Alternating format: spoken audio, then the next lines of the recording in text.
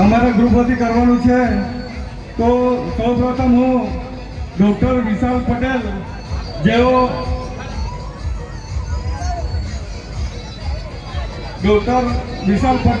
જેઓ અમૃત હોસ્પિટલના ઓનર છે, તો એમનું સ્વાગત હું પોતે કરીશ.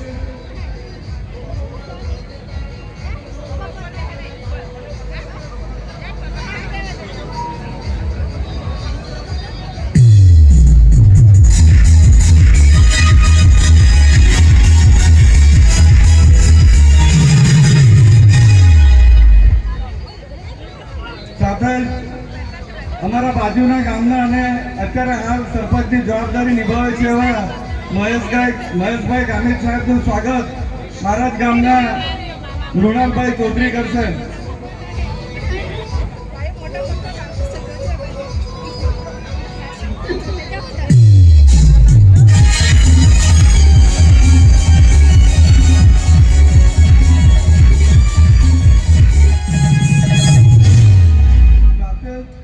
મારા મિત્ર અને જે હંમેશા મારી સાથે રહે છે એવા ભૂપેન્દ્રભાઈ પટેલ જેઓ ડાંગી હોટલના ઓનર છે, તો ભૂપેન્દ્રભાઈનું સ્વાગત મહેશભાઈ કરશે.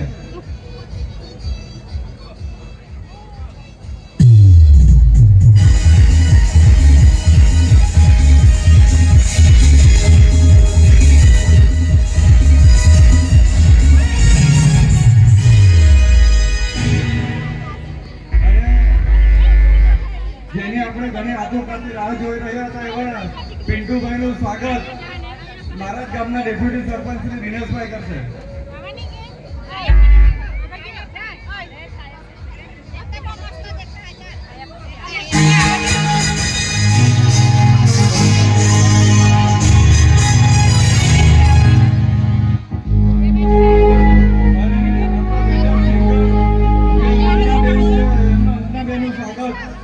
રામચંદ્રભાઈ કરશે.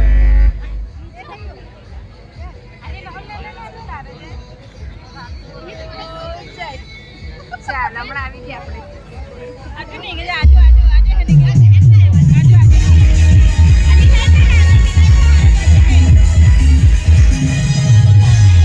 મિત્રો, હવે આપણે ટૂંક સમયમાં ગરબાનો કાર્યક્રમ ચાલુ કરીએ છીએ. તો બધા મિત્રોને ખાસ વિનંતી છે, આજે તમને રોકીભાઈ એમની પૂરી ટીમ સાથે આવ્યા છે, તો આપણે 3, 4 કે 5 વાગે આજે રોકીભાઈને જવા દેવાના નથી, ફૂલ મોજ કરવાની છે.